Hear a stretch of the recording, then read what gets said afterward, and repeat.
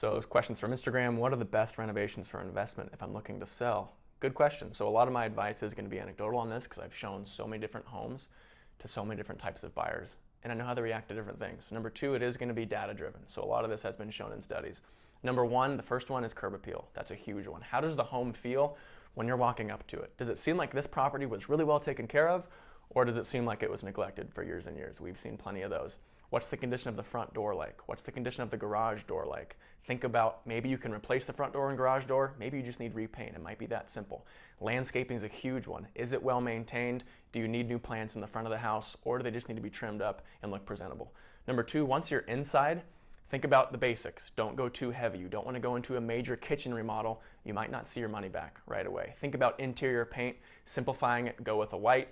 If you want to go carpet, that's a big one to remove. That can be a big pain point for folks. Maybe replace it with new carpet, or better yet, try to go hardwood flooring if possible. Okay, kind of go in that B to B plus range of quality to save some money. Number two, cabinets. You don't have to update the cabinets, but update the finish on them. Maybe they need to be refinished or repainted. Get new hardware if you'd like. It's funny how much that works wonders. Think about overhead lighting as well. We don't need boob lights anymore. Update those. It makes a home feel old and outdated.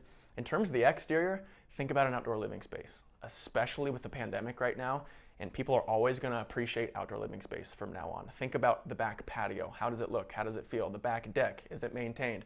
Is there a pergola? Can I work outside? Is there electricity outside? Is there a fire pit? Different ways to bring people outside and show there's an inviting space that's usable outside is a huge, really great way to have a cost-effective investment. So keep that in mind. If you're in Boise, you might not have to renovate a ton, but if you do want to renovate to get the absolute most out of your property, keep that in mind.